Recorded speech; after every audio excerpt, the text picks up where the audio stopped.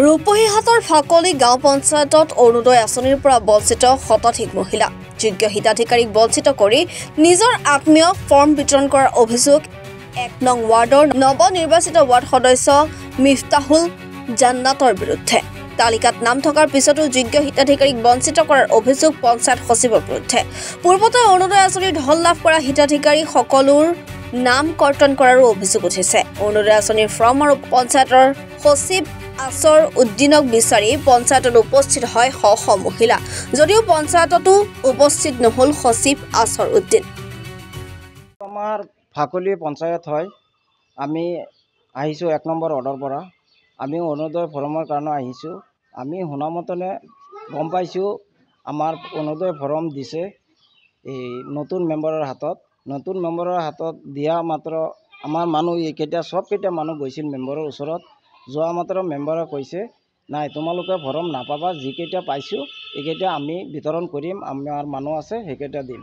আমি আহিছোঁ এতিয়া পঞ্চায়তত অহাৰ পিছত আমি ছেক্ৰেটাৰীক নাপালোঁ। নোপোৱাৰ পিছত মই ফোন মাৰিছোঁ, ছেক্ৰেটাৰীও নাই। এতিয়া যিকেইটা মানুহ ইয়াত আহিছে সবকেইটা মানুহৰ ইয়াৰ লিষ্টত নাম আছে, ইয়াত লিষ্ট আছে, আমি লিষ্ট ওলাই আনিছোঁ। কিন্তু ফৰ্ম নিদিয়ে। নাই ফৰ্ম নিদিয়ে। কোনে নিদিয়ে ফৰ্ম? এই নতুন মেম্বাৰে ফৰ্ম নিদিয়ে। নাম কি আছিলে নতুন মেম্বাৰৰ নাম? যেহেতু এই ফৰ্মখিনি যে পঞ্চায়তৰ যে সচিব থাকে, সচিবৰ হাতত থকাৰ কথা আছিলে। নাই সেইটো শুনা পাইছোঁ থাকিব লাগে, কিন্তু তাৰ হাতত ফৰ্ম নাই। নতুন মেম্বাৰৰ হাতত ফৰ্মকেইটা দি দিলে। পঞ্চায়তৰ সচিবৰ লগত কথা পাতিছিলে?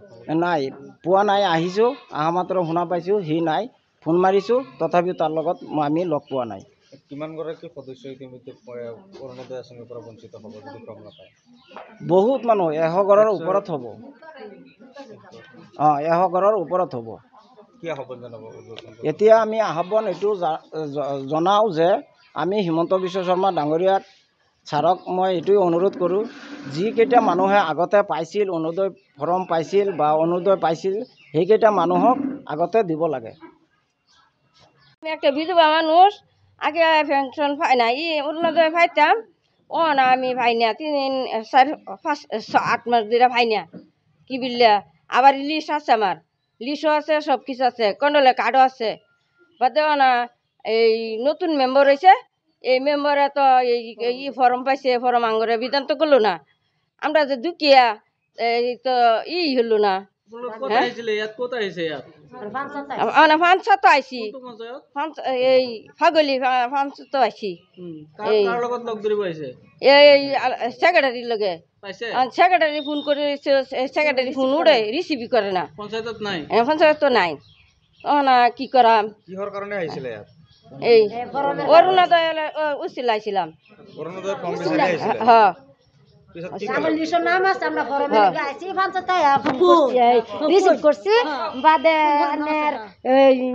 রিসিভ করে না, বাদে এই কারণে আমরা পঞ্চায়েত বইছি।